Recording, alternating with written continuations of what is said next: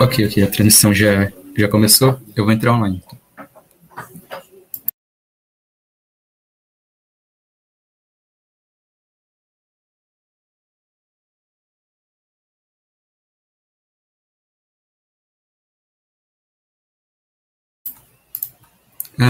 Boa tarde, pessoal. Tudo bom? Meu nome é Caio Souza, sou o moderador do evento. E hoje vamos ter um evento com a Braskem sobre iniciativas de sustentabilidade na produção de plástico. Aqui comigo tem a Cássia e ela vai se apresentar e começar o evento. Boa tarde, pessoal. Eu não sei se, Caio, se o microfone é aberto, como que funciona? É aberto sim. Você pode fechar ele nos botões aqui embaixo. Ah, não, eu digo assim, se o pessoal pode me interromper e fazer pergunta, ou se é só por mensagem, como que funciona? É certo. É só por mensagem. Na verdade, você não tem acesso ao chat, mas eu posso ler para você. E tá tudo tranquilo. Tá Você bom, pode. ok, Aqui. começar. Tá bom. Então, boa tarde, pessoal. Primeiramente, queria agradecer aí pelo convite e também agradecer que a presença de vocês, né? Afinal, agora já são 5 horas, né, da tarde, uma sexta-feira aí, vocês participando desse evento. Espero que tenha sido. Acho que hoje é o último dia, né, Caio? Espero que tenha sido uma semana proveitosa aí. É, bom, meu nome é Cássia, eu trabalho na Braskem, na área de desenvolvimento de negócios e inteligência de mercado em químicos renováveis há quase 4 anos. Eu, eu me formei em engenharia química na Poli, então não sei se tem alguém da engenharia química aí hoje, mas eu fiz o curso quadrimestral lá, né, lá na engenharia química, costumava participar bastante também das semanas acadêmicas que eram organizadas. Eu entrei, durante a faculdade, eu participei muito, sempre gostei muito de pesquisa e desenvolvimento, né, então participei bastante de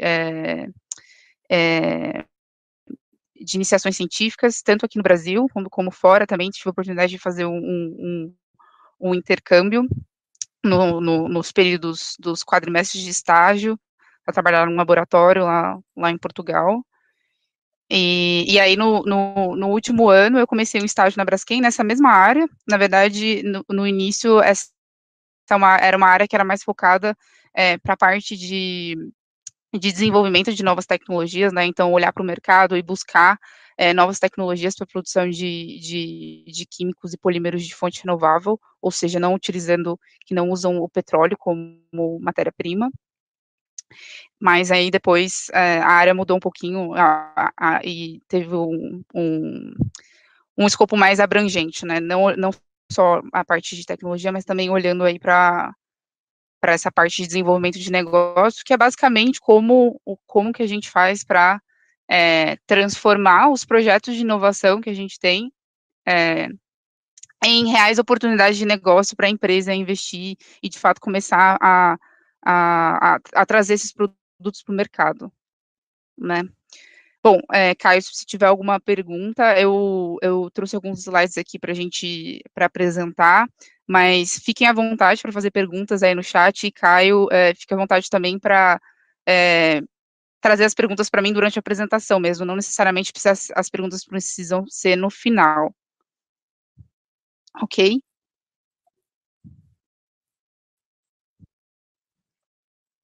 Ok. É, Ok, então eu trouxe aqui algumas iniciativas, né? Eu quis trazer algumas iniciativas que hoje existem na cadeia de polímeros para melhorar a sustentabilidade. Existem várias iniciativas. Na verdade, a Braskem, ela tem um compromisso bem forte com sustentabilidade. Recentemente, até no final do ano passado, a gente fez um anúncio se comprometendo a se tornar carbono neutro até 2050, ou seja, né, todas as emissões que a gente tem de CO2, a gente se comprometeu de alguma forma, é, é, ter estratégias para offsetar essas emissões, de modo que no balanço total a gente tenha um zero, né, seja neutro. Mas eu trouxe algumas aqui, eu trouxe mais relacionadas a rotas de produção de químicos renováveis, porque essa é a área que eu trabalho, mas eu também trouxe algumas iniciativas aqui mais focadas para a parte de energia, que eu achei que talvez fosse interessante para o público que a gente tem aqui também, né? E aí eu também trouxe vou explicar um pouquinho de como de uma ferramenta que é bastante utilizada para a gente medir a sustentabilidade de um produto, que é a análise de ciclo de vida. Não sei se vocês já estão familiarizados com essa ferramenta, imagino que não, mas é uma ferramenta bem ampla e bem útil para esse tipo de discussão. Ok. Então, começando falando um pouco de quais são as iniciativas que a gente tem hoje vigentes para melhorar a sustentabilidade nessa cadeia. Como eu comentei, né, a Braskem sempre teve um compromisso muito grande com sustentabilidade, e esse compromisso ele se estende a vários grupos de ação possíveis, né? Então, a gente tem aqui iniciativas no processo de produção diretamente dos produtos, né? Utilizando, por exemplo, né, através do uso de processos eficientes ou de insumos com melhor pegada de carbono, ou mais, de alguma forma mais sustentáveis. A gente também tem uma série de iniciativas em relação ao uso desse produto, né, como os plásticos são utilizados e principalmente em relação ao ciclo de vida desses produtos, né? Então a gente sabe que hoje os plásticos no geral, né, eles oferecem uma série de vantagens quando comparada a outros materiais, como por exemplo a questão de ter um peso muito baixo, né? Longa também. Mas, por outro lado, a gente vê que para ter certeza que esses produtos tenham, de fato, um bom ciclo de vida, a gente precisa tomar muito cuidado com a parte do final de vida desses produtos, né, que é ter certeza que esses produtos são adequadamente descartados e, se possível, reciclados, né, coletados e reciclados, né. Então, a Braskem tem uma série de iniciativas aqui nessas etapas aqui de fim de vida. Acho que se eu clicar em RAID aqui fica melhor, né? Tanto atuando direto na conscientização, em a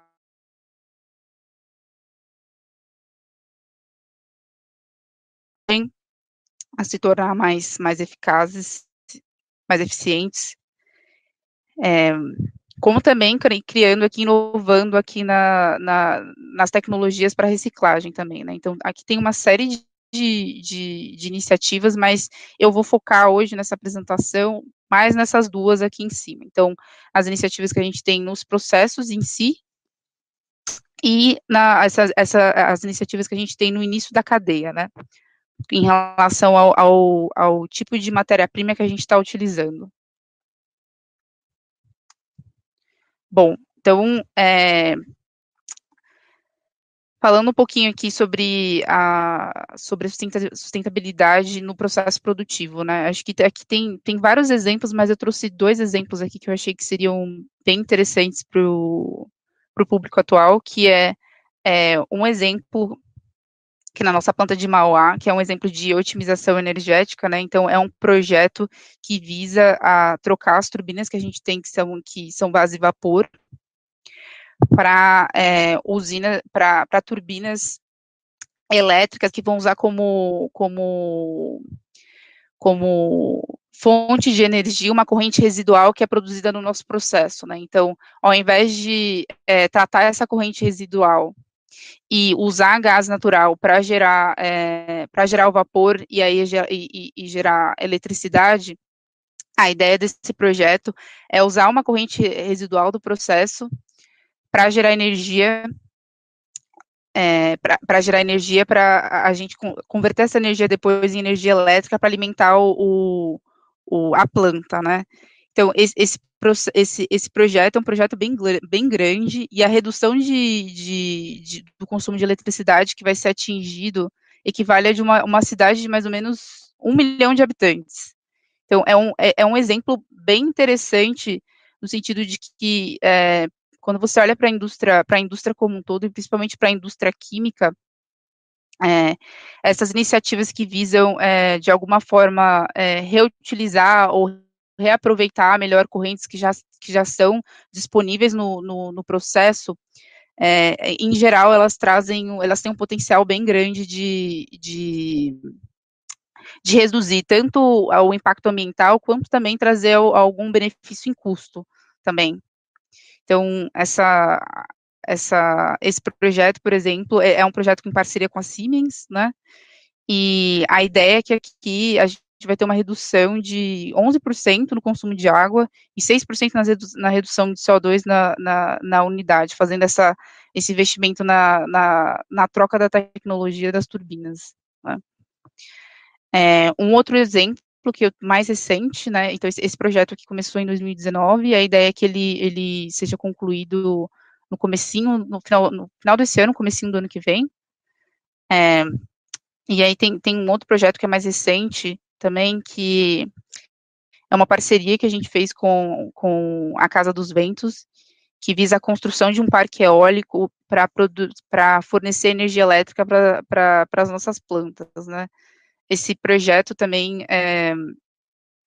às vezes eu não sei o quanto isso é explorado na universidade hoje, né, mas eu lembro que quando eu via essas fontes alternativas de energia na faculdade, parecia uma realidade ainda muito distante do Brasil, né. Assim, quando eu digo renováveis, tirando a hidrelétrica, né, que hoje, se eu não me engano, 70% varia, né, conforme a estação, mas tem uma participação bem relevante na matriz energética brasileira, né.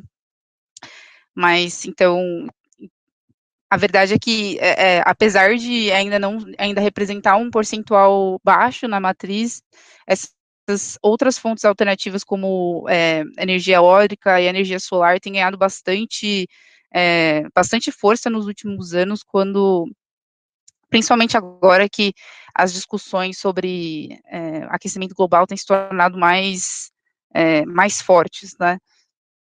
Cada vez mais a gente tem visto empresas assumindo compromissos, né, de se tornar carbono neutro ou reduzir as emissões, e para atingir esses objetivos é preciso uma estratégia bem ampla, né? E uma das possibilidades é através do uso dessas fontes de energia mais limpas, né? Então, esse é um projeto bem legal também. Vai ter uma redução de 700 mil toneladas de CO2 durante esses 20 anos de contrato que foram firmados aí com a Casa dos Ventos. Não sei se até agora teve alguma pergunta, Caio, me avisar. Ok. Então, agora eu vou passar para a parte que eu considero mais interessante, né? Não mais interessante, mas é a parte que eu trabalho, né? Que é nas inovações realmente mais amplas, né? Que envolvem o desenvolvimento de um processo novo para usar uma matéria-prima que não uma matéria-prima renovável, né? Que não seja de fonte fóssil como é hoje, né? Então, só para ter uma ideia, hoje a produção de PE e PP, que são os principais produtos que a Braskem utiliza, né? A nossa matéria-prima principal é a nafta, né? Que é uma fração do petróleo. Essa nafta, então, depois ela segue para o processo de craqueamento, né, de quebra em frações menores, e as frações mais leves, né, o propeno e eteno, depois seguem por uma etapa de polimerização, vão virar o PP, o polietileno e o polipropileno, que são muito amplamente utilizados, né, então, por exemplo, o PP é usado para fazer a máscara, né, aquele tecido não tecido, né, o nome do tecido é não tecido, que é usado em máscaras máscaras cirúrgicas, né, feito de PP, também várias partes internas do carro também, então também são feitas de PP, enfim, IPE, basicamente, é uma grande parte do plástico que a gente vê no dia a dia, ou é PE ou é PP, assim, tem um uso bastante amplo, e majoritariamente, a grande maior parte é produzida a partir dessa matéria-prima, o eteno, produzido a partir de eteno e propeno, que vem de uma fração do petróleo, né. Então, para falar dessas rotas alternativas, eu trouxe aqui um vídeo que é bem interessante, e me avisem se tiver algum problema com o áudio.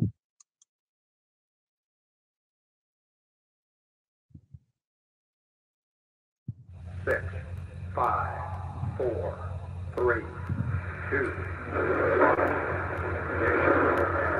lift off of the Atlas V rocket with Cygnus.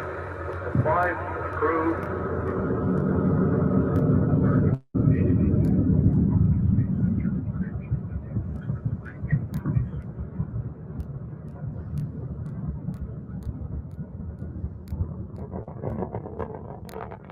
Embarcada no foguete que saiu do Cabo Canaveral, nos Estados Unidos, no dia 22 de março, a tecnologia brasileira de plástico verde da Braskem está sendo usada na Estação Espacial Internacional. A resina produzida a partir de cana-de-açúcar vai abastecer a primeira impressora 3D alocada no espaço.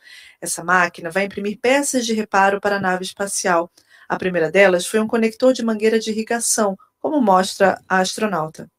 A parceria entre a Braskem e a NASA foi viabilizada pela startup americana Made in Space. Ela produz impressoras 3D para operação em gravidade zero e é fornecedora da NASA. A resina verde feita no Brasil foi escolhida pela NASA. Bom, então, a gente teve esse projeto, né, em 2016, ali em parceria com a Made Space, com a NASA, para enviar essa resina, que é um bioplástico, né, um plástico produzido a partir de fonte renovável, para ser utilizado na primeira impressora 3D que foi enviada ao espaço, e depois foi legal que primeiro teve esse projeto, né, que a gente enviou a impressora 3D, e agora a gente também está com um projeto para enviar uma recicladora para o espaço, né, então, os astronautas vão conseguir produzir as peças, imprimir as peças em impressão 3D, utilizando essa resina, e também reciclar essas peças lá. Então, é um projeto bem legal que teve uma continuação, né? Começou com essa recicladora e começou com a impressora, e agora vai ter essa recicladora também, né? Mas legal, então o vídeo fala dessa resina que foi escolhida, né? Essa resina produzida a partir de etanol, e fala que é um bioplástico, né? Mas o que é, afinal, um bioplástico, né? Então, quando a gente olha para matérias-primas, né, para as matérias-primas que podem ser utilizadas para produzir, que podem ser utilizadas em processos produtivos, a gente pode classificar elas de duas formas, né? Essa matéria-prima pode ser uma fonte renovável, né? Ou seja, ela é um recurso não limitado, ou seja, o que significa na prática, né?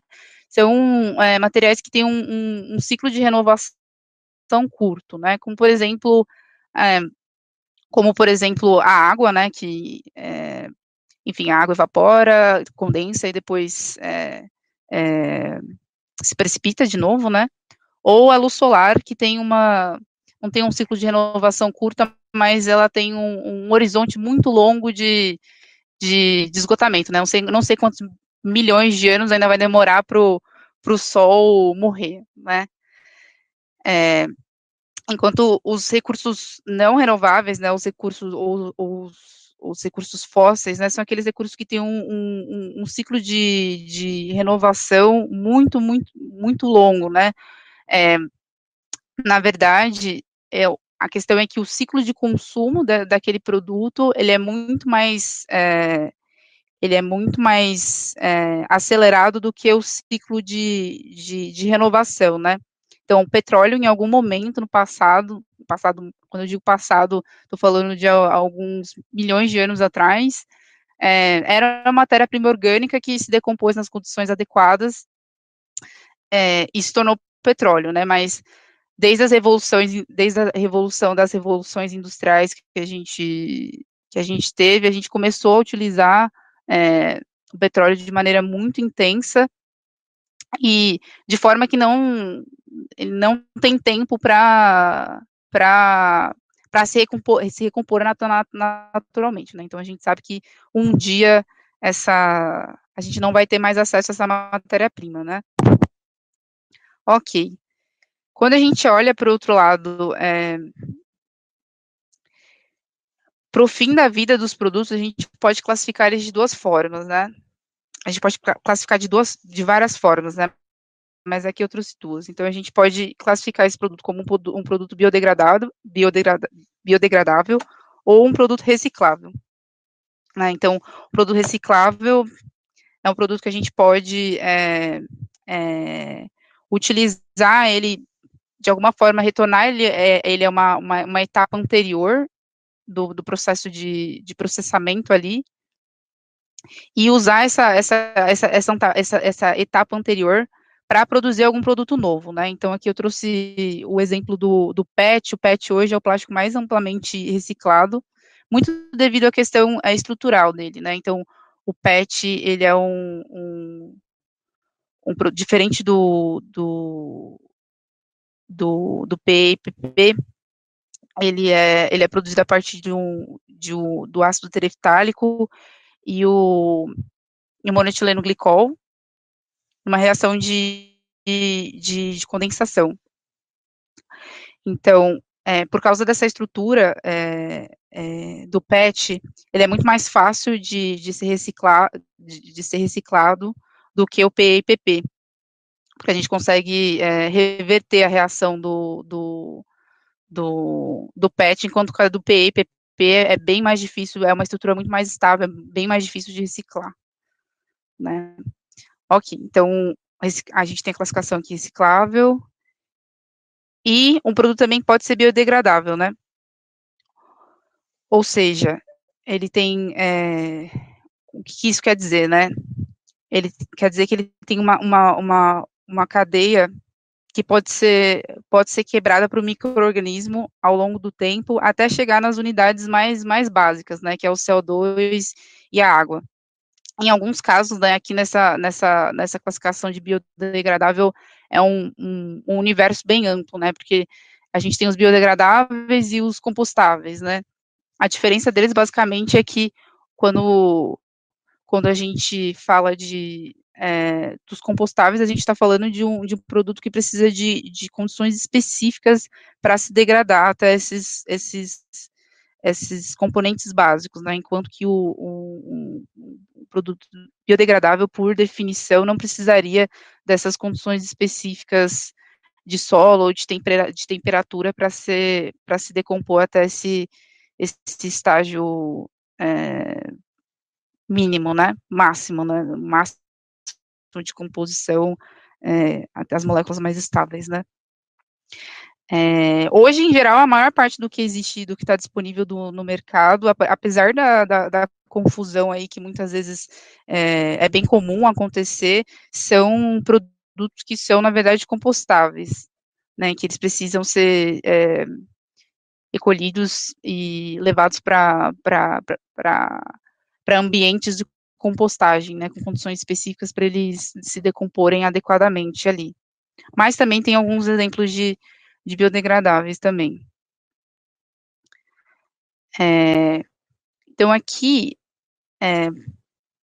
todos quando a gente usa o termo bioplásticos, né, que é um termo bastante, que aparece bastante na mídia, mas muitas vezes é utilizado de maneira um pouco errada, né, ele gera uma certa confusão em relação ao que se trata, porque pela definição de bioplástico, ele pode ser tanto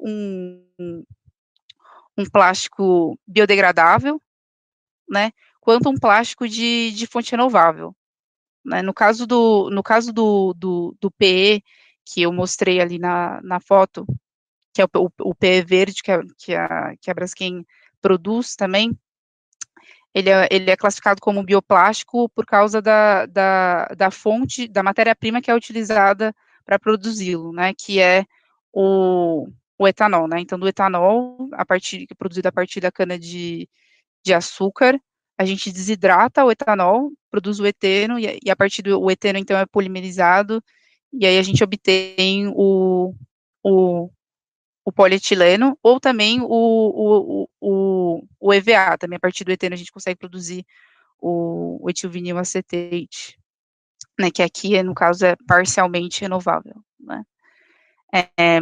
Também como bioplásticos, mas aqui a Braskem ainda não atua nessa área, a gente pode ter também os plásticos biodegradáveis aqui, né. Acho que o pessoal já deve ter ouvido falar de PLA e PHA, né. O PLA é bem comum é bem usado para impressora 3D, né. Eu já vi alguns copos de PLA também. É um material bem interessante, ele surgiu, realmente novo, digamos assim. Na verdade, ele é muito novo, mas é que teve um desafio bem grande na indústria até conseguir melhorar as propriedades de processamento do PLA, para ele conseguir, de fato, ganhar espaço no mercado, né. Aí aqui embaixo, né, os plásticos que são recicláveis, né, e de fonte fóssil, a gente tem os plásticos convencionais aqui, o PE, PP. Como eu comentei aqui, apesar de poderem ser recicláveis, né, o PE, PP hoje ainda é um desafio bem grande, reciclar esses polímeros. Parece que tem uma série de iniciativas aqui no desenvolvimento de tecnologias para poder reciclar esses polímeros. E a gente tem o PET, que é bastante amplamente reciclado já, e é bem comum a gente ver tem um mercado grande já, né, bem estabelecido para garrafas PET já utilizadas, né. Tem até países que compram PET para poder reciclar de um país para outro, né. Tem certo, agora tem até em alguns lugares tem até uma certa disputa por essa matéria-prima, né. Aí aqui a gente tem uma zona meio cinzenta aqui, que são alguns plásticos, né, que são biodegradáveis, mas não necessariamente, o fato dele ser biodegradável, não necessariamente, né, então, por ser biodegradável, ele poderia ser classificado como bioplástico, de acordo com a European Bioplastics, mas quando você olha a regra da EUPAC, a gente vê que elas se diferem, né, então um considera bioplástico por ser biodegradável, mas o outro não considera, porque considera que a definição de bioplásticos é de acordo com a matéria-prima, né, então aqui tem uma zona meio cinzenta, né, que são o PBAT e o PBS, aqui eles são a aplicação que eu conheço mais, esse aqui é mais para fazer filme multi, que chama, não sei se tem tradução, mas são basicamente filmes que são usados para cobrir o solo quando você está plantando fazendo o cultivo de algumas culturas, para evitar o contato da planta com o solo, né.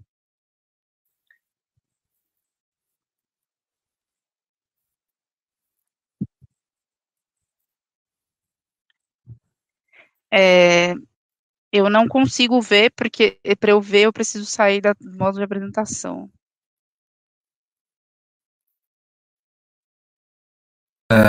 Então, a Gabriela Arbulo Curry perguntou o que falta para os plásticos biodegradáveis passarem a ser economicamente mais viáveis que os normais.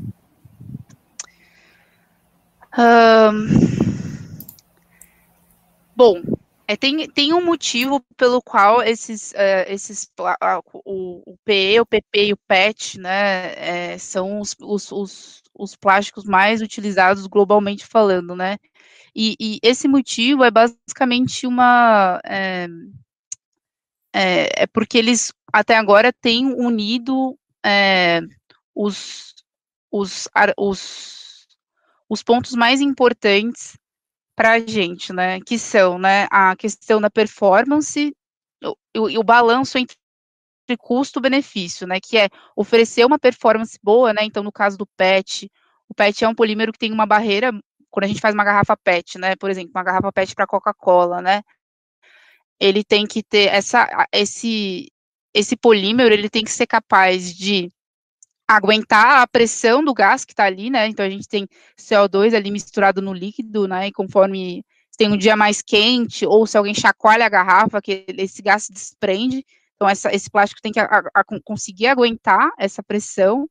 E ao mesmo tempo, ele não pode deixar esse gás sair, né? Então acho que ninguém gosta aqui de tomar Coca-Cola sem gás, né? É péssimo, né? Então tem que oferecer essa barreira tanto ao CO2 que está dentro de não sair, e o O2 que está fora também, né, que é um gás oxidante que provoca a degradação dos alimentos, de entrar em contato com esse alimento também, né. Então aqui eu dei o exemplo do PET, mas a ideia é que, assim, esse balanço de custo-benefício, ele é muito bom para esses polímeros, né? Eles são muito baratos de produzir, os processos são muito. Você consegue fazer esses processos em grande escala, com um custo muito baixo, com uma performance muito boa, né? Quando a gente olha, né? Quando a gente olha para os polímeros biodegradáveis, né? Aqui a gente está trazendo um aspecto para a conta, né, que é essa questão do final do fim de vida do polímero, que é uma discussão que ela vem ganhando mais força não há muito tempo, né? Então, em geral, historicamente, isso não infelizmente, né, não era um aspecto que tinha sido levado tanto em consideração. Esse é um aspecto que está ganhando mais força agora. Mas, assim, tem uma questão em relação aos biodegradáveis, assim, que apesar deles parecerem uma solução, assim, muito boa para o problema de fim de vida do plástico, a verdade sobre o biodegradável é que ele é uma solução específica para esse problema, né, que é o fim de vida do plástico. Hoje, em geral, quando a gente olha para a gente escuta muito na mídia, a mídia falar sobre biodegradáveis, mas a verdade é que o biodegradável é uma solução só para o fim de vida do plástico, né? Por que eu estou falando isso? Porque quando a gente olha para o outro lado, que é a questão do aquecimento global e o acúmulo de CO2 na atmosfera, o plástico biodegradável ele não é uma solução assim tão interessante, porque se você for pensar, o biodegradável é um plástico que ou é um material que você pegou uma matéria-prima, você investiu ali, colocou muita energia para fazer, para efetuar as etapas do processo produtivo ali, fazer a polimerização, chegar no material, que esse material depois ele vai se desfazer e ele vai liberar todo o CO2 que foi capturado, que estava preso na molécula dele, né, que estava preso ali na forma das cadeias poliméricas, isso vai se degradar e vai voltar para a atmosfera, né. E aí, toda essa energia que você colocou no produto, você perde ela de alguma forma, né. Enquanto que, se você pega esse produto, e depois que ele teve o o uso dele, depois que terminou o ciclo de vida dele. Se você recicla esse produto, você consegue, de alguma forma, manter aquele CO2 que está incorporado naquele material ainda ali, ainda preso, né? Você realoca ele para ter um outro uso, né? E aí você também acaba não perdendo toda a energia, todos os recursos foram empregados ali para produzir aquele produto, né? Ele não vai virar CO2 no final que vai ser emitido para a atmosfera, né? Então, eu sei que eu fugi um pouquinho do escopo da pergunta, mas eu acho que, assim, em relação ao porquê esses plásticos ainda são mais caros, né? Então, tem uma série de questões em relação às tecnologias, a escala, que são tecnologias mais recentes, são tecnologias que têm uma escala muito diferente, muito menor do que a dos plásticos convencionais. Então, são tecnologias que a gente conhece menos, que tem uma escala menor, e por causa essa questão de escala também acaba influenciando um pouco o custo e, consequentemente, o preço também. E também são processos, em geral, não, eu não vou dizer mais complexos, acho que aqui é uma questão muito mais de ser uma tecnologia mais recente, eu diria, porque se você for olhar para o craqueamento na lacta, não é um processo simples também, né? Enfim, aqui é um processo diferente, né? Por exemplo, o PLA tem uma etapa de fermentação, né? A gente fermenta o ácido lático, tem um bichinho, uma levedura, parecido com o que faz o etanol, mas que ao invés de produzir etanol, faz ácido lático, que depois é polimerizado para fazer o PLA, né? E aí, então, tem esses pontos em relação ao porquê ainda mais caro, e aí também essa questão que eu trouxe, né? Biodegradáveis não é a solução para todo o problema da cadeia, né?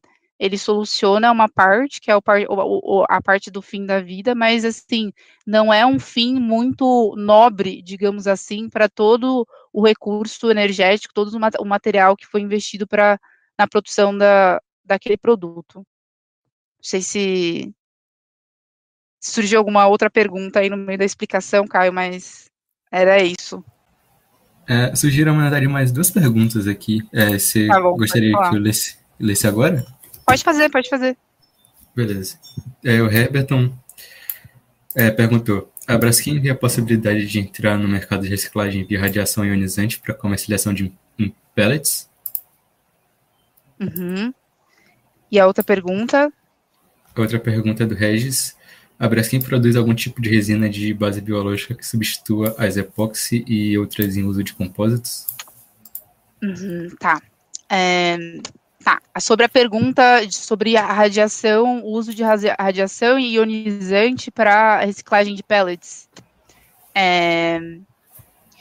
Eu vou dizer que eu não sei se o que eu posso dizer sobre isso é que a gente está olhando uma série de tecnologias para reciclagem de polímeros. Eu acredito que essa deva ser uma das que estão sendo consideradas, que estão sendo analisadas, mas quando a gente faz essas análises de tecnologia, né, a gente olha muito, assim, o estágio que essa tecnologia está. Então, tanto se é uma tecnologia que está em escala de laboratório, é uma tecnologia que vai demorar mais para ela chegar no mercado, né, para ela atingir uma escala grande de comercialização, né. Então, quando a gente quando a gente está tentando buscar uma solução nova, a gente tenta balancear isso, né, então a gente olha as tecnologias mais disruptivas, que em geral tendem a estar em estados mais iniciais, por exemplo, né, usar CO2 para fazer plástico, por exemplo, né. E também olha tecnologias que estão mais próximas ou que já existem no mercado, né? Como, por exemplo, que é a mais simples, que é a reciclagem mecânica, né? Então a gente tem dois tipos de reciclagem química e a reciclagem mecânica, né? Então a reciclagem mecânica já existe, já é viável, né? Apesar de ter os desafios para EPP, a EPP ali, principalmente na parte um pouco antes da tecnologia, na parte de separação, né? Separar esses plásticos dos outros, e a reciclagem química, que aí está mais relacionada a realmente você tentar desfazer a polimerização para você reciclar os monômeros ali, né? Eu imagino que essa tecnologia de radiação esteja nesse grupo, né? E a outra pergunta era sobre se a gente tem alguma solução de fonte renovável para o mercado de termorrígidos, é isso? A pergunta foi se a Braskem produz algum tipo de resina de base biológica que substitua as epóxi e outras em uso de compósito. Eu não sei se relaciona. É isso mesmo, tá? Essa é uma pergunta boa, porque assim, hoje a gente tem vários projetos em desenvolvimento, né?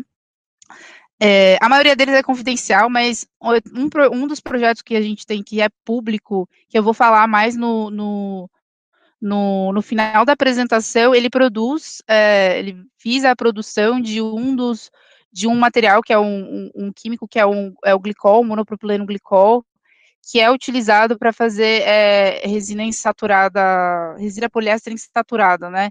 Que pode ser usada para fazer, resina insaturada que é usada para fazer compósitos. Então, a resposta seria, a gente tem um projeto para produzir um dos monômeros para produzir esse tipo de resina. Mais alguma pergunta? Mas eu vou comentar mais sobre o projeto que está bem no final da apresentação, então é melhor eu segurar essa pergunta para o final ali. Tranquilo. Não surgiu mais nenhuma durante esse tempo, então pode continuar. Tá bom. Ok. Então, eu quis trazer essa matriz aqui, é muito porque quando a gente olha, são conceitos bem simples, né? Fonte renovável, fonte não renovável, em relação à matéria-prima, né? E biodegradável e reciclável em relação ao fim da vida, mas, por incrível que pareça, eu sempre vejo uma confusão muito grande no mercado e na mídia também em relação a essas classificações aqui, né?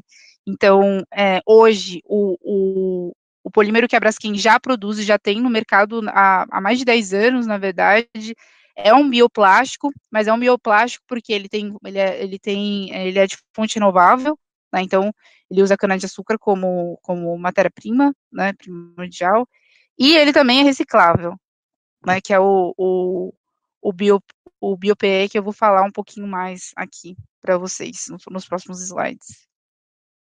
Acho que em relação a essa classificação, não sei se ficou alguma dúvida. Aqui, o ponto, acho que causa mais discordância é isso aqui, né, que bioplástico, na verdade, esse termo pode ser aplicado tanto para matéria-prima, quanto em relação ao fim de vida, né, então gera essa confusão aqui, né.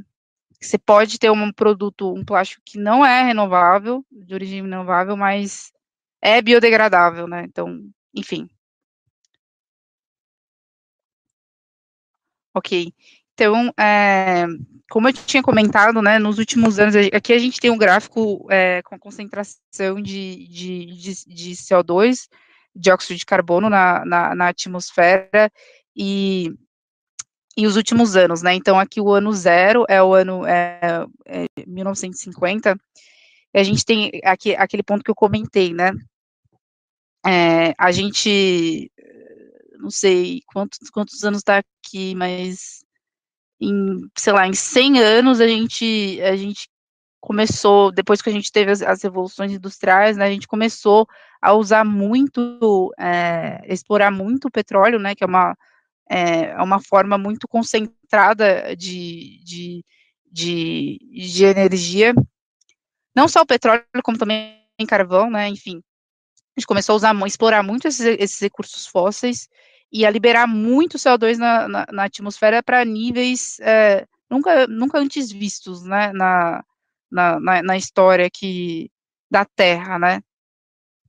Isso tem gerado uma série de problemas em relação ao aumento da temperatura da Terra, né. Então a gente já viu, né, que durante o século XIX, né, a gente teve um aumento médio de 1,1 graus na temperatura média da Terra, né, da superfície da Terra, e a gente sabe que na prática esse aumento médio da temperatura, né, ele se traduz em alterações climáticas que acabam tornando eventos que antes eram raros e extremos, cada vez mais comuns, né, então, sei lá, esse ano vocês devem ter acompanhado nos jornais as enchentes na Alemanha, né, quem já viu enchente acontecendo na Alemanha, e queimadas e secas cada vez mais extremas, né, tanto na Austrália, nos Estados Unidos, que tinham verões mais quentes, mas tem ficado cada vez mais secos e mais quentes esses eventos das queimadas, dos grandes incêndios florestais, né, tem se tornado cada vez mais frequente, e aqui no Brasil também, né,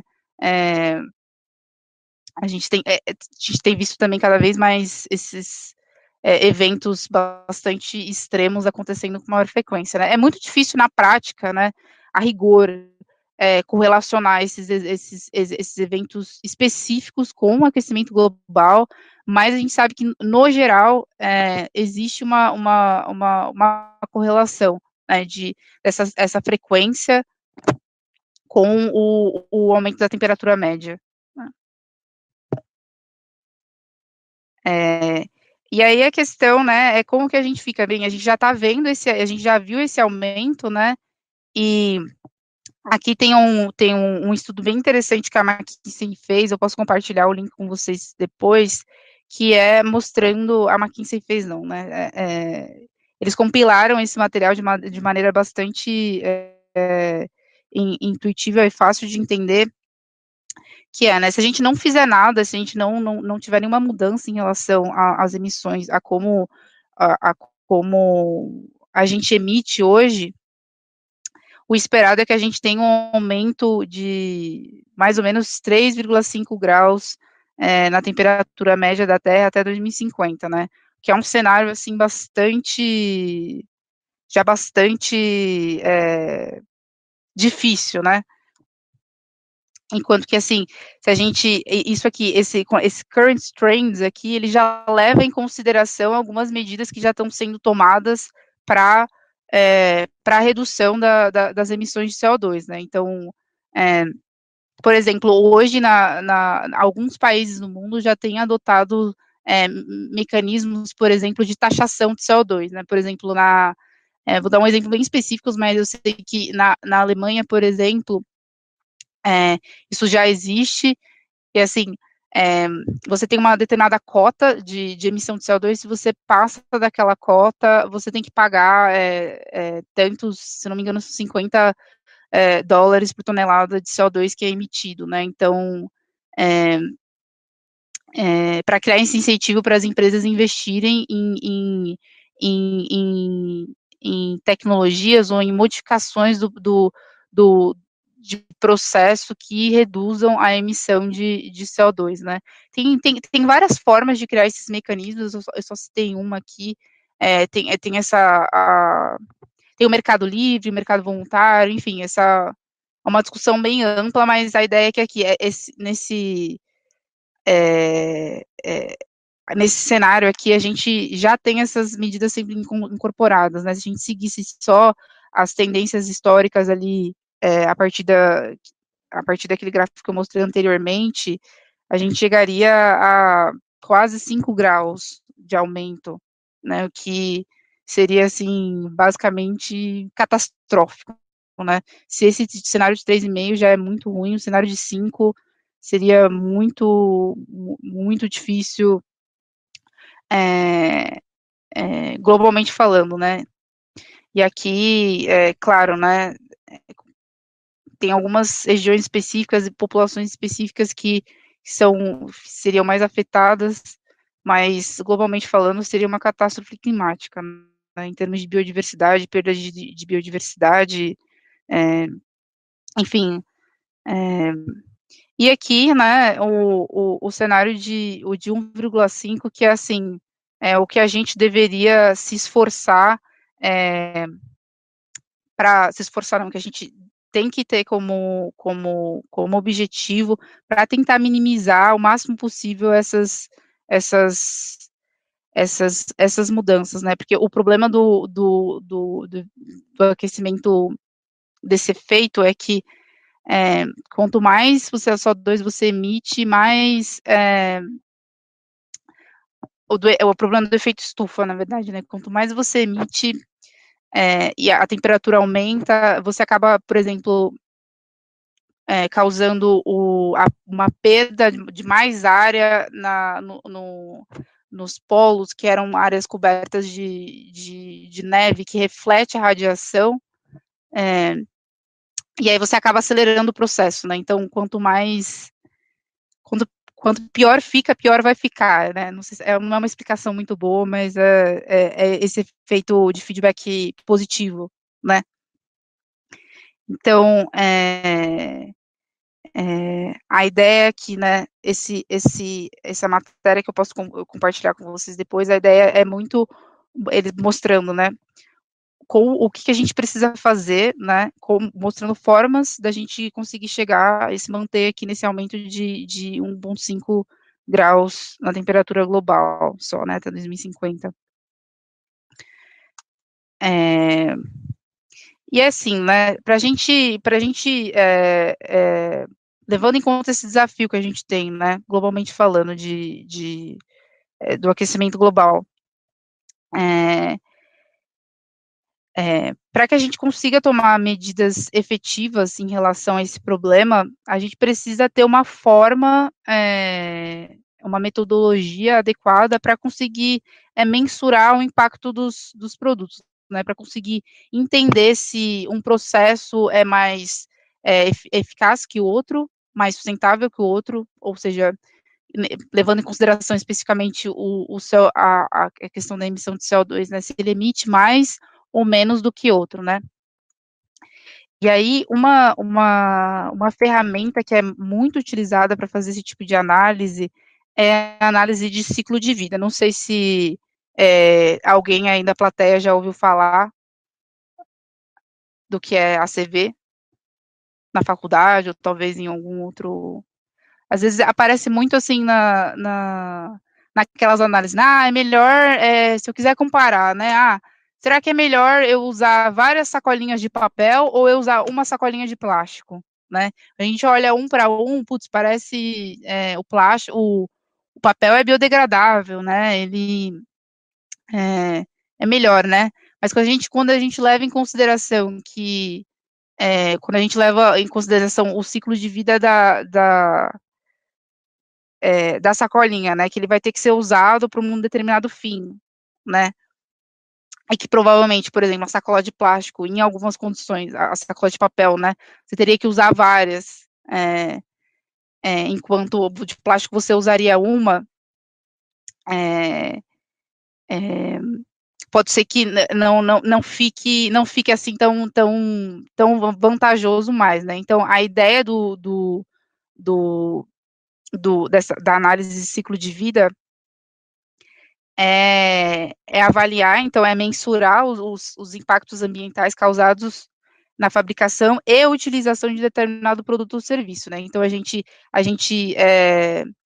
determina o início e o fim qual vai ser o início e o fim da vida, né. O mais comum de análise de ciclo de vida é o que a gente chama de cradle to gate, né. Então é desde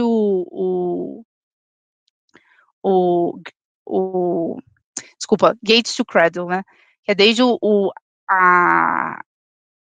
portão da planta que produziu aquele produto até o fim de vida dele, né, então até o momento de descarte daquele produto. E aí a gente leva em consideração todas as etapas de produção daquele produto, então tudo que foi emitido. Então, por exemplo,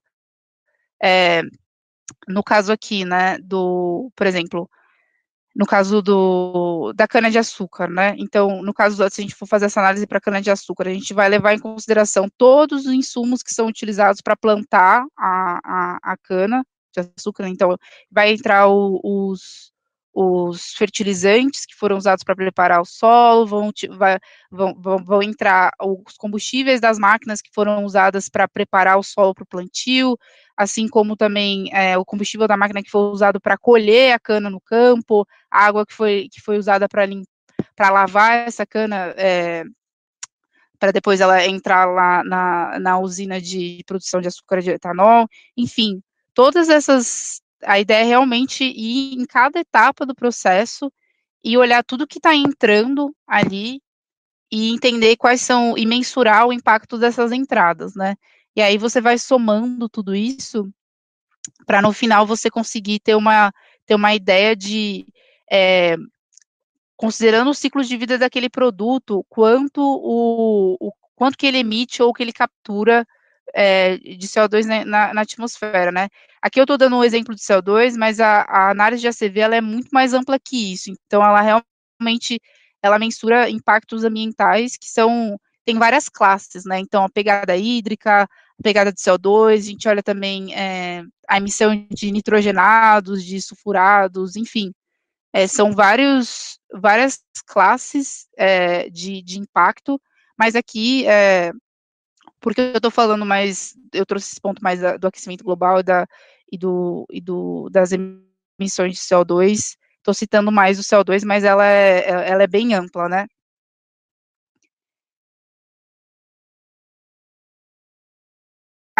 Tem alguma pergunta até agora?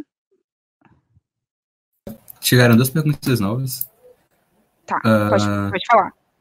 Primeiro que o Herbert comentou que esse tema ele entrou na ementa de ciências dos materiais, então está sendo discutido na faculdade, sim. Ah, legal saber, porque eu tive isso na engenharia química, mas não sabia que na de materiais também também tinha, legal. Bom, para as perguntas aqui, primeiro a Carolina perguntou quantos anos até que os biodegradáveis sejam a maior parte do plástico produzido, se isso vai acontecer. Eu acho, assim, acho que ninguém tem essa resposta, mas eu diria assim, eu acho difícil um futuro em que a gente, de fato, queira que os biodegradáveis sejam os materiais mais produzidos, né? Por causa daquilo que eu comentei, né? Quando você faz um material biodegradável, no final ele vai virar CO2 e água, né? Então você principalmente se você usar se você usar uma matéria-prima não renovável como matéria-prima, né, se você usar uma fonte não renovável como matéria-prima, você está liberando o CO2 num ciclo mais acelerado, né, enquanto que se você fizesse PE, por exemplo, o PP, que é um plástico que não se decompõe de maneira tão simples, tão fácil, né, você tá com aquele CO2 aprisionado, né, se você faz se você produzir um polímero biodegradável, aquele CO2 vai retornar para a atmosfera de forma mais rápida, que era um CO2 que estava preso lá na forma de um recurso fóssil, né? Por outro lado, se você olha se você produz um biodegradável por uma fonte renovável, tem aquela questão de toda a energia que foi colocada no processo, né, que foi investida no processo para chegar naquele material, e no final você não vai conseguir reaproveitar nada daquilo, né, porque vai ser decomposto em CO2 e água, e o balanço no final vai ficar positivo ali, provavelmente, né. Assim, depende do caso, mas provavelmente vai ficar positivo, né. Então, hoje, né, como que a gente vê biodegradáveis, né? Como eu comentei, biodegradáveis, eles resolvem um problema muito específico, que é esse problema do fim da vida do plástico, né? E a visão que a gente tem hoje de biodegradáveis é que eles são uma solução muito, muito interessante, muito útil, com potencial de crescimento muito grande, mas para aplicações específicas em que é muito difícil reciclar, né? Então, idealmente, a gente vê hoje como a tendência principal sendo a reciclagem dos polímeros, né? A gente aumentar cada vez a capacidade e desenvolver as tecnologias de reciclagem, porque, querendo ou não, né, a gente aproveita o conteúdo energético que foi, e todas as matérias-primas que foram investidas na produção daquele material, e os biodegradáveis indo mais para aplicações específicas em que a gente em que é muito difícil reciclar. Por exemplo, né, vou dar um exemplo que é uma aplicação que já usa bastante, principalmente na Europa, é biodegradáveis, né? Aquele exemplo que eu dei do plástico que recobre o solo no cultivo de algumas plantas, né? É muito difícil depois, você imagina, né? Você cobriu o solo lá com plástico, e aí você fez uns furinhos e colocou as mudas, a muda cresceu, né?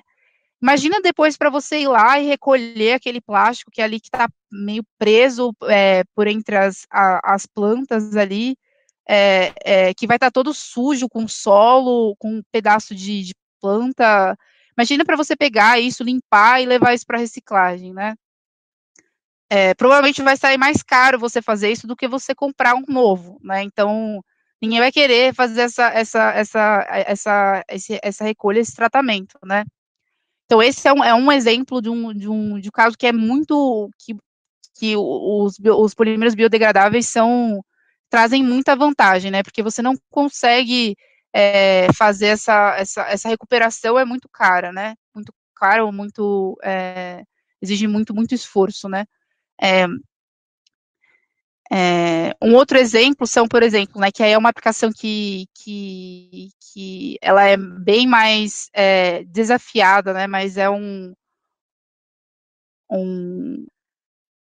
aplicação muito desejada, né? Hoje, por exemplo, quando a gente compra lá um saquinho de Ruffles ou de Lay's, né? Aquela embalagem é uma embalagem muito complexa, né, do ponto de vista de materiais, né? Porque assim, para a gente manter a batatinha lá sequinha, crocante e com uma durabilidade alta nas prateleiras, né?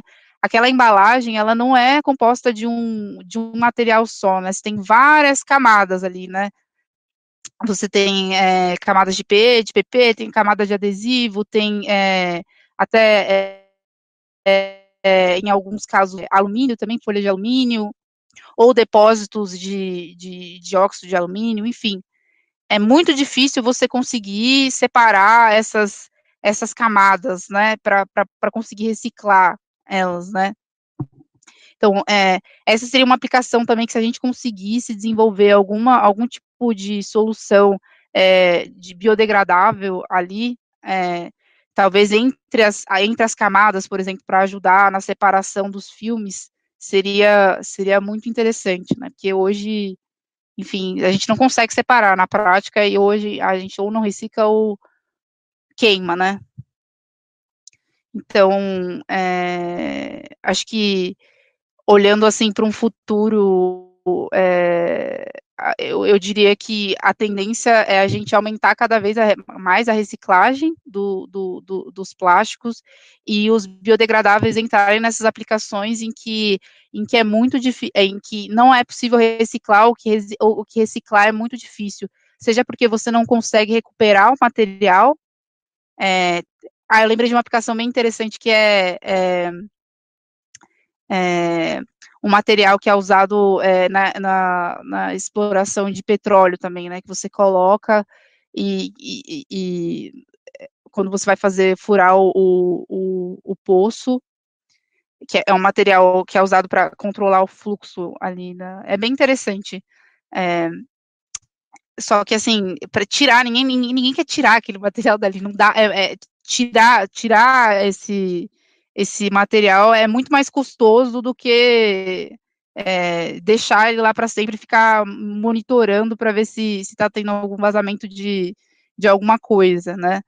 Então, essa é uma aplicação muito boa para biodegradáveis, por exemplo, né, que você poderia inserir o material e não se preocupar depois com o que aconteceu. Enfim, acho que no geral a ideia é essa, né, biodegradáveis para as aplicações em que você não consegue reciclar, o que é muito difícil. Opa, muito obrigado pela resposta. Tem aqui outra pergunta, que é da Ana. Os plásticos biodegradáveis são menos danosos à fauna? Por exemplo, a questão das tartarugas? Para flora, para fauna, você falou, né?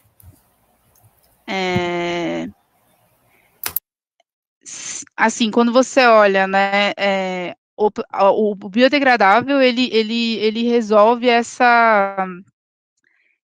a ideia dele é resolver essa destilação do plástico, né? E todos esses problemas que a gente vê, principalmente quando a gente olha para o plástico no mar, né? Aliás, o plástico fora do ambiente de uso dele, quando ele não é descartado de maneira adequada, né? Quando ele está fora, seja no mar ou na floresta, enfim, ele acaba causando uma série de problemas com a fauna, né? E aí, quando você olha para o biodegradável, ele poderia ser mais vantajoso nesse sentido, porque ele vai se desfazer naquele ambiente, né? Muito mais rápido do que um polímero, um polímero tradicional se degradaria, né? Que levaria séculos e mais séculos para se degradar. Só que, assim, aí tem muito essa questão, né, é o que eu tinha comentado, biodegradáveis é uma classe bastante ampla, né, e tem que bastante ampla e assim tem que tomar cuidado com o que a gente está falando de biodegradáveis especificamente, porque assim tem alguns polímeros biodegradáveis entre aspas, né, que eles se quebram em cadeias de tamanho intermediário e acabam gerando e eles se quebram naquelas cadeiras menores, né, em pedaços menores, mas eles meio que param ali, né? Eles não chegam nas etapas finais ali de realmente chegar até CO2 e água, que podem acabar gerando um outro problema bastante complicado, que é a questão de micropartículas de plásticos que ficam ali na água e que acabam sendo ingeridos também pelos animais. Então, acho que os biodegradáveis podem ajudar sim nesse lado, mas tem uma colher de chá ali, né? Tem que ver exatamente do que se trata. E assim, né? De novo, todo esse problema ele é gerado porque a gente não descarta o material de maneira adequada, né? O problema não é o material em si, o problema é a gente não descartar ele material, a gente não dar o fim de vida adequado para ele, né? Não separar e reciclar, né? O material. E aí tem que ter todo o envolvimento da cadeia como um todo, né, para ampliar os esforços de recolha desse material, né. Por que a garrafa PET é tão reciclada hoje, né? Porque ela tem um valor econômico, né? E, assim, quando a gente passa a responsabilizar as partes, né, envolvidas, tanto os produtores, como também quem está lá no final da cadeia, que vendeu a Coca-Cola ou o shampoo, pela a recolha desse material, esse problema tende a diminuir muito, né? Porque um dos principais, na verdade, o principal desafio da reciclagem, principalmente quando a gente olha para a reciclagem, por exemplo, de PET, que tem uma tecnologia que a reciclagem mecânica, que é uma tecnologia que já é muito bem consolidada, né? É a questão da separação, né? Você ter o material limpo que está separado, né? A gente está falando de PP, a gente está falando só de PP, a gente está falando de P, a gente está falando só de P, a gente está falando de PET, a gente está falando só de PET.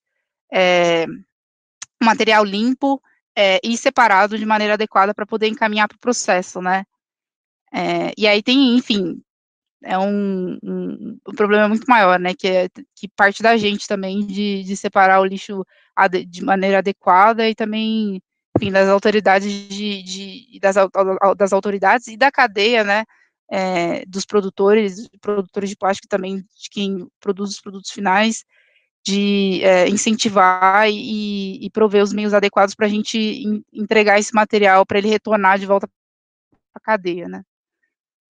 Enfim, resposta longa. Pergunta curta. Não, muito obrigado também pela resposta de novo. Acho que só tem essas perguntas por enquanto no chat e qualquer atualização eu passo para você. Pode continuar. Tá bom, então aqui voltando pro caso do pé verde, né, então como eu comentei, né, aqui a gente tem aqui em cinza, aqui em cima, né, a cadeia de produção do tradicional, digamos assim, do polietileno, né, que vem lá do petróleo, do petróleo a gente tira a nafta, da nafta a gente tira a fração de eteno, e de eteno faz a polimerização para PE, né. Quando a gente olha pro pé verde, a gente começa aqui, lá a base da cadeia está na cana-de-açúcar, né, então a cana-de-açúcar, ela é plantada, cresce, né, faz fotossíntese, incorpora CO2 da atmosfera aqui na forma de açúcar, né,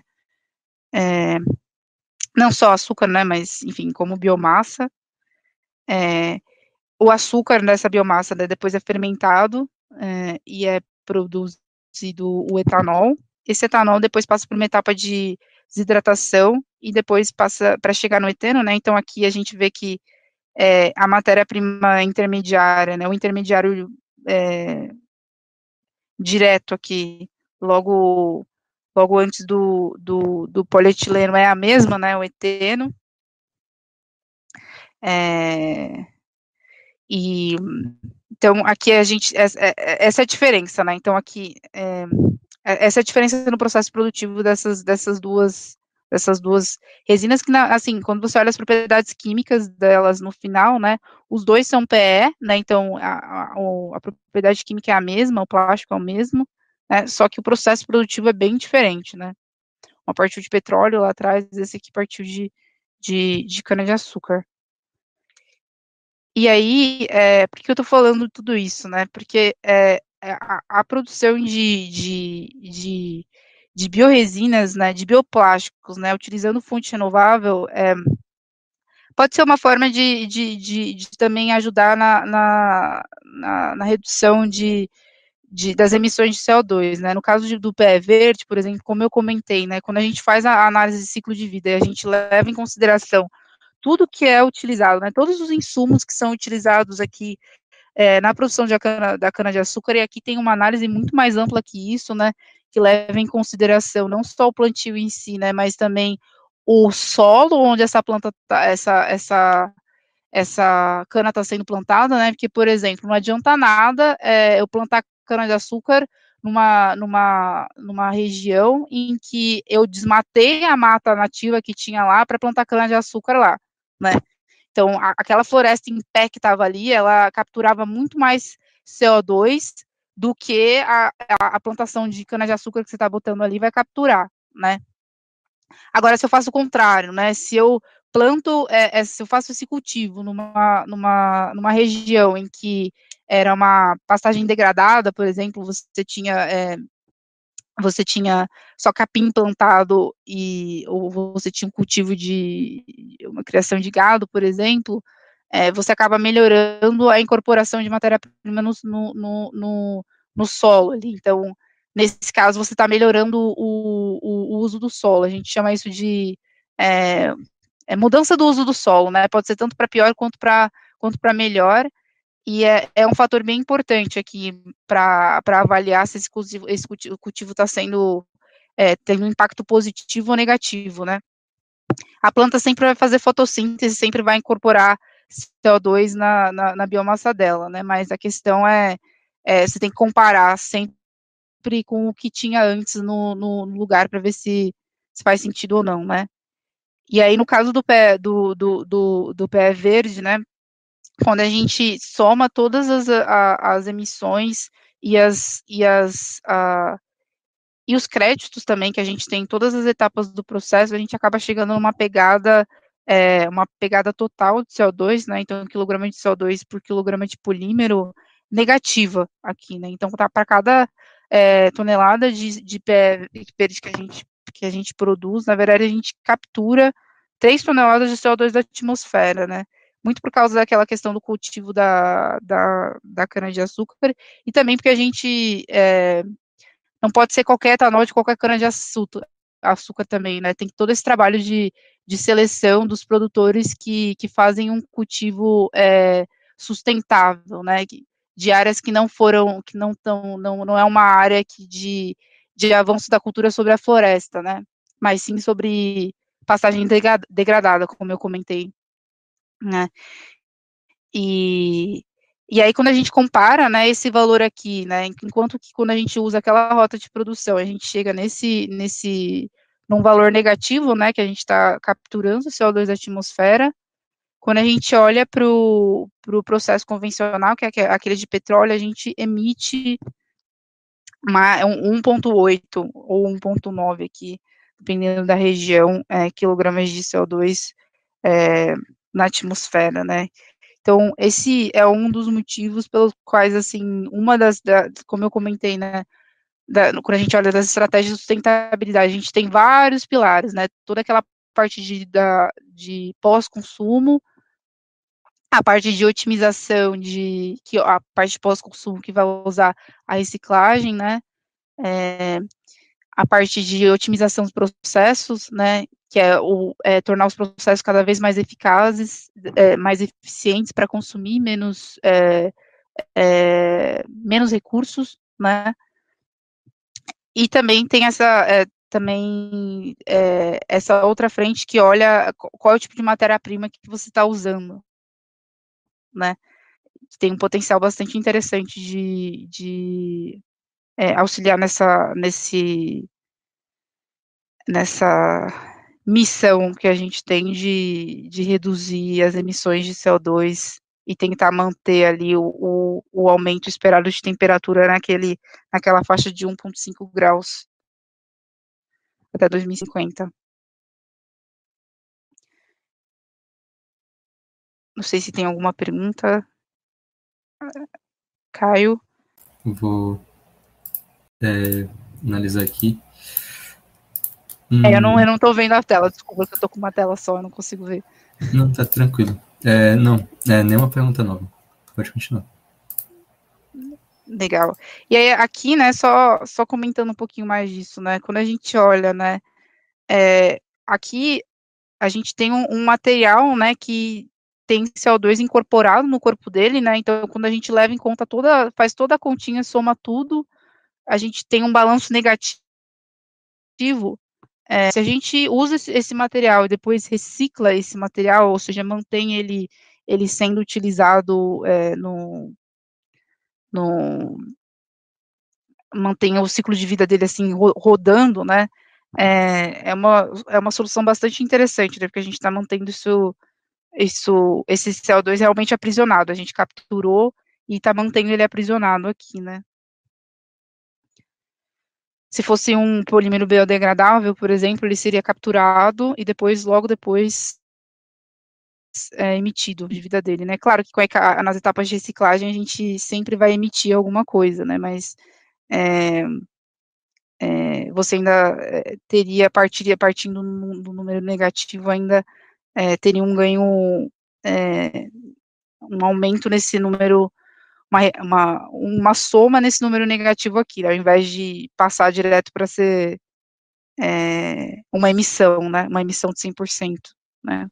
Como é no biodegradável, no final da vida dele.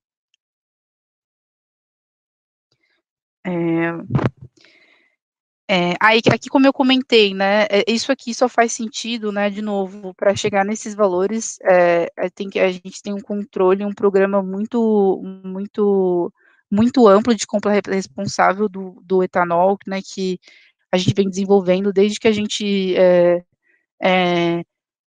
desde que partiu a planta de pé verde lá em 2010, né, a gente vem desenvolvendo e aprimorando esse esse programa, que se baseia basicamente em 2 pilares, né, que é esse de conformidade e excelência, né, que leva em consideração os melhores padrões para gestão, tanto dos recursos humanos, ambientais, qualidade e eficiência do processo, né, que vai garantir não só do ponto de vista ambiental, de que aquele processo realmente está fazendo sentido, como também do ponto de vista humano, ali, garantindo que não tem nenhuma questão de trabalho escravo, enfim, que a mão de obra está sendo remunerada de maneira adequada, né.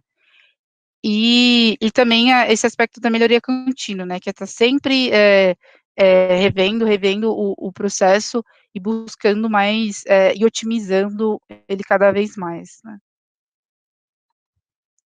Aqui tem, então, essa fotinha ali que apareceu, essa foto da esfera de eteno verde, que fica lá, essa planta fica lá,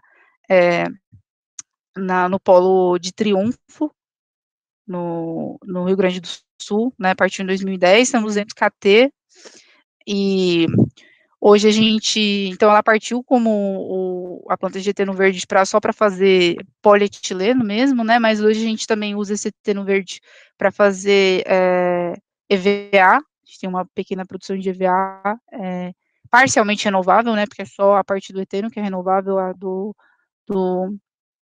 acetato de vinila não, e não ainda, pelo menos, né. Também tem um ETBE, que é um solvente, que é a partir de etanol, e aí, então, a gente partiu essa planta, né, em 2010, e a gente está com um projeto agora de expansão dessa planta, se não me engano, são mais 60 kT, se eu não me engano, para partir em 2022, no final de 2022, comecinho de 2023. Então, a gente vai expandir essa planta.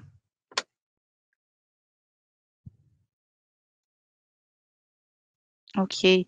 E aí, assim, né, então tem esse produto e ele vende ele no mercado com esse selo, né, o AM Green, mas assim, para as marcas poderem usar esse selo, né, eles tem todo um processo de validação, né, para ter certeza de que quem está comprando essa resina, eles não estão misturando com uma outra resina que não é renovável, né. Então, na verdade, ele pode misturar, mas assim, para poder usar o selo tem que ter pelo menos 51% da matéria-prima renovável, né. E aí a parte legal aqui é que como que a gente faz essa validação, né, através da medição do carbono biogênico, né. A gente mede o carbono 14 desse material, e aí consegue diferenciar ele do material fóssil, né. Então esse é um ponto bem interessante quando a gente olha desses materiais que são produzidos a partir de fonte renovável, porque eles são mais fáceis de você rastrear do que, por exemplo, os reciclados, né. Ainda é uma questão, assim, que até onde eu sei ainda tem vários métodos sendo discutidos, né, para você conseguir rastrear o material que foi reciclado e ter certeza que ele tem a origem que está sendo dita que ele tem, né. Então aqui no caso dos renováveis é um pouco mais simples, né, só medir o carbono 14 e pronto. Aí aqui, né, então, esse foi o primeiro produto, assim, que a gente começou a produzir a partir de fonte renovável dentro da Braskem, lá em 2010, né, e quando a gente trouxe esse produto para o mercado, muitos clientes começaram a perguntar: "Tá, beleza, vocês estão produzindo PE verde, mas que mais vocês conseguem produzir a partir de fonte renovável, né?". E aí, então, a partir disso, a gente foi criado uma área dentro da Braskem, que é a área de inovação em renováveis, que é a área onde a macro área onde eu trabalho, né. E aí essa área ela é dedicada a buscar novas rotas para a produção de químicos e polímeros de fontes renováveis, e aí tem tanto internamente, então a gente tem um laboratório de pesquisa em biotecnologia, que fica localizado em Campinas, né, a gente tem mais de 40 pesquisadores lá dedicados a pesquisar novas rotas de produção de químicos e polímeros renováveis utilizando biotecnológica, né, então micro-organismos para produzir esses polímeros, polímeros ou químicos, né. E também, então pode ser tanto por via interna quanto por via externa também. A gente também tem uma equipe que fica nos Estados Unidos, que fica em contato em Boston, que fica em contato constante ali com as startups e com as universidades, não só as universidades americanas, mas assim, no mundo como um todo, né, para entender quais são as tecnologias que estão sendo desenvolvidas, que podem ter, que têm potencial para a gente investir no desenvolvimento e ajudar a acelerar esse desenvolvimento e trazer isso para o mercado, né? Então, essa busca, essa inovação ela é tanto interna como por via externa, né? E aí, um dos projetos, né, como eu disse, a gente tem vários projetos em desenvolvimento, mas a grande maioria deles é confidencial. Um projeto não confidencial que eu posso compartilhar aqui, que também é o mais avançado que a gente tem hoje no pipeline, é o projeto de produção de bioglicóis, né, que visa a produção de monoetileno glicol e monopropileno glicol a partir do craqueamento catalítico de açúcar, né. Então, aqui, diferente do eteno verde, o eteno verde a gente tem que produzir o etanol e desidrata o etanol, né. E aí, quando você tem esse processo de desidratação, você perde uma molécula de água, né, você tem que tirar a água da molécula, porque você está produzindo uma olefina, né, a partir de uma molécula oxigenada, né, que é o etanol. Então, você tem uma perda bem relevante de rendimento aí, enquanto que aqui, um ponto bem legal sobre essa tecnologia, que aqui o açúcar é uma molécula oxigenada, né, deixa eu ver se eu botei aqui, legal, botei aqui. Então, o açúcar é uma molécula oxigenada, então tem vários oxigênios aqui. E o MEG, que é o MEG e o MPG, que são os produtos finais, também tem oxigênio na molécula, né, então, se a gente conseguisse quebrar essa molécula exatamente nos lugares perfeitos, a gente conseguiria ter, idealmente, 3 moléculas de MEG aqui, certinhas, né. Como a gente não consegue quebrar sempre nos lugares adequados, a gente produz um pouquinho de MPG também, né, o MPG aqui é um coproduto, né. Para que serve, né, MEG e MPG? Porque a gente tem interesse nisso, né. Então o MEG, né, como eu comentei antes, para fazer garrafa PET, a gente usa 2 monômeros, né, que é o ácido tereftálico, que é o PTA, e o monoetileno glicol, né. Então, essa seria uma forma de ter uma garrafa PET semi-renovável, né, tendo o monoetileno glicol aqui de fonte renovável. E aí teve alguém que fez alguma pergunta sobre se a gente tinha alguma solução para termorrígidos, né, e aqui, essa é uma delas, né, o monopropileno glicol, né, então o monopropileno glicol, ele é principalmente utilizado para fazer resinas poliéster insaturadas, que vão para resinas poliésteres insaturadas que são usadas para fazer materiais compósitos, né, são aqueles que são os termorrígidos aqui. Além de algumas outras aplicações, né, também pode ser usado em cosméticos, pode ser usado como anti-freezing, anti-ice, enfim, ele, diferente do MEG, que é, sei lá, 90% é para fazer PET, 10% é anti-freezing, o mercado de MPG é bem mais fragmentado, né, tem várias aplicações. E aí, então, essa tecnologia é uma tecnologia 100% nova, né, a gente fez uma parceria com uma empresa dinamarquesa, que chama Haldor Topsoe, é uma empresa que é bem focada no desenvolvimento de catalisadores para a indústria, principalmente ali de produção de amônia e para a indústria petroquímica, né, e é um projeto com mais de 10 anos, né, de desenvolvimento já, eles começaram lá desde de escala laboratório, né, depois começaram a escala laboratório, fazendo os testes, depois evoluíram para a escala piloto, e aí quando eles estavam no final da escala piloto, a gente identificou essa tecnologia, né, e a gente comparou com várias outras no mercado, chegou à conclusão que essa era a que a gente via maior potencial, e a gente fez uma parceria com eles para investir na próxima etapa de desenvolvimento, que seria uma planta de demonstração, né, que é um passo antes de fazer a planta industrial, né, de levar a escala industrial.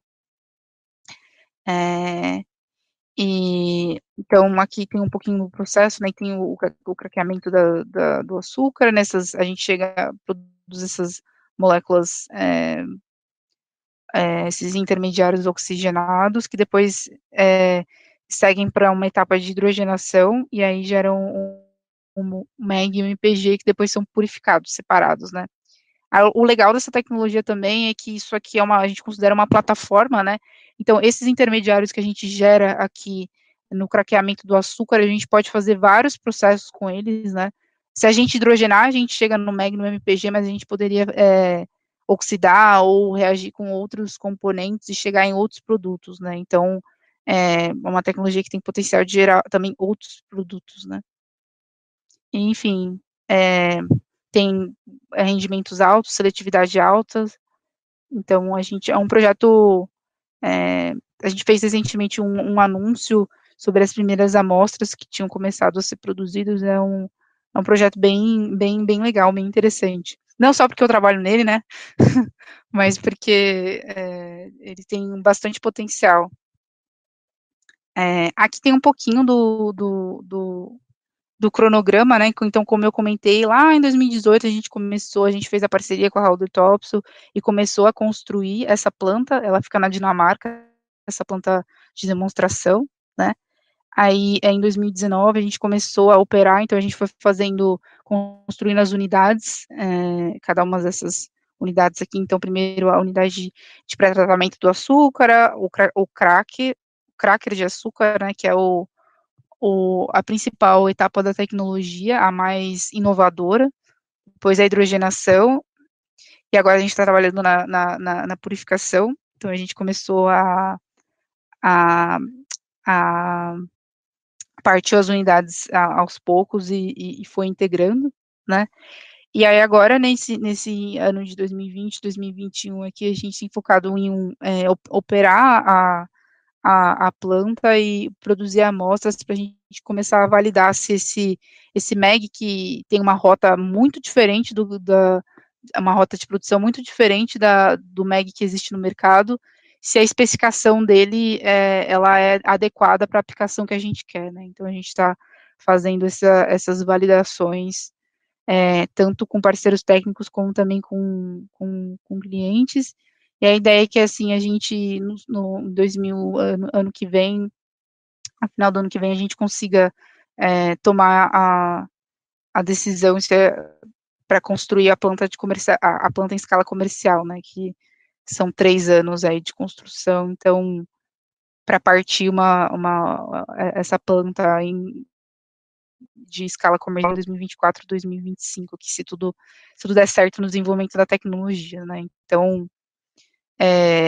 como eu disse, né, como eu comentei, acho que alguém perguntou, quanto tempo vai demorar para esses polímeros serem mais, virarem maioria no mercado, né, então, quando a gente fala de uma tecnologia nova, são muitos anos de desenvolvimento, né, então aqui a gente tem 10 anos agora, mas ainda tem, sei lá, mais 5 aqui no mínimo, né, para isso chegar no mercado em escala comercial, escala relevante, aqui eu estou falando de centenas de quilotoneladas, né, centenas de KT. Então,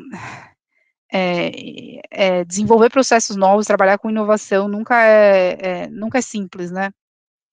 A gente está falando de realmente mudar radicalmente um processo, né, começar a usar uma matéria-prima completamente diferente, né, desenvolver tudo novo e leva um tempo bastante amplo, né, e aí você imagina, você está trazendo uma tecnologia nova, que não está necessariamente tão otimizada, está numa escala menor, e para competir com um produto que já tem uma tecnologia que todo mundo já conhece há 50 anos, e produz produtos, sei lá, na escala de 500 KT, 1 milhão de KT, é uma competição bastante difícil.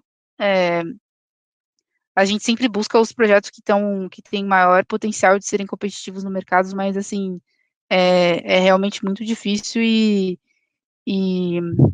aí entra muito o papel da sociedade pressionando o governo também, né, e o governo também, os órgãos governamentais ajudando no incentivo, em relação aos incentivos, né, tanto taxando o CO2 ou, por exemplo, ou também oferecendo incentivos em relação à pesquisa, desenvolvimento ou o investimento nesses processos novos, nessas tecnologias novas, né. Enfim, não sei, aqui tem uma fotinho da planta, essa foto tá desatualizada, eu sempre esqueço de trocar, mas é legal aqui que dá para ver que é uma planta de demonstração, mas ela é bem relativamente grande para o que normalmente é uma planta de demonstração, né. Essa parte aqui à esquerda, esquerda? É, à esquerda. É onde a gente tem o cracker, que é a etapa mais inovadora do processo, né, que é onde a gente tem que quebrar o açúcar nos exatos lugares para gerar os intermediários adequados para a gente conseguir hidrogenar e produzir MEG e MPG ali. Tem 3 andares, né, dá para ver a pessoa aqui que é grandinho. Aqui a gente tem os tanques de armazenamento das matérias-primas, dos produtos. Essa salinha aqui já tá tem bem mais coisas aqui do que tinha nessa foto, aqui ainda não tinha a hidrogenação, a parte da hidrogenação, partida, enfim. É um projeto bem legal e espero que, sei lá, nos próximos anos aí eu consiga trazer aqui o caso do MEG e do MPG já com uma foto da planta industrial e dos produtos ali já prontos, né, e não como um projeto aqui para vocês. Acho que, não sei se tem mais alguma pergunta, Caio, aí que surgiu nesses últimos minutos. Mas essa era a apresentação que eu tinha trazido, ficou à disposição para responder perguntas agora. Obrigado, Cássio, obrigado. Ainda não teve nenhuma pergunta atualizada aqui, porém tem um pequeno delay da plataforma, então vou esperar um tempinho ver se alguém faz alguma pergunta nesses próximos minutos. Queria agradecer de novo pela apresentação, foi muito boa. E também queria deixar aqui nosso formulário de feedback para saber o que foi a impressão de vocês do evento. Então, participantes, por favor, respondam. Eu vou fixar ele no chat. Feedbacks são sempre bem-vindos. Sim.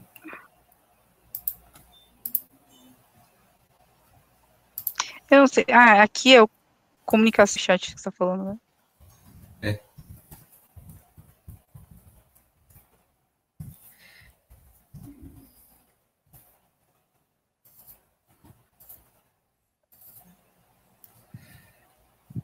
Isso.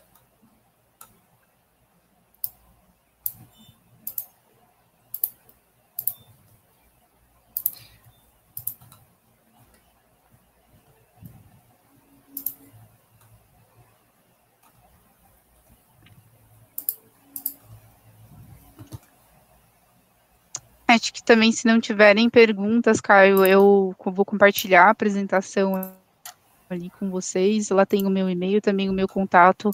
Fico à disposição para responder se surgir alguma dúvida posteriormente. Opa, muito obrigado pela disposição. Nós passamos sim. Eu acredito que foi atingido já o delay da plataforma. Não adicionaram nenhuma pergunta nova e nem no chat, nem na aba de perguntas. Então, acredito que você tenha tirado todas as dúvidas durante a apresentação já. Legal. Eu agradeço já. Então, obrigado de novo pela participação, foi muito boa. A gente a CEMOV como um todo agradece a disponibilidade e agradecemos também a todo mundo que participou. Muito obrigado. Eu que agradeço com o convite, Caio e pessoal, aí não estou vendo vocês, mas, enfim, agradeço o convite e fico à disposição se alguém quiser perguntar alguma coisa ou, enfim, conversar sobre, sei lá, qualquer outra coisa, como é a Braskem, como é, enfim, trabalhar em área de inovação, enfim, fico à disposição aí. Bom, até mais então, pessoal. Até mais. Boa tarde. Boa tarde, tchau, tchau.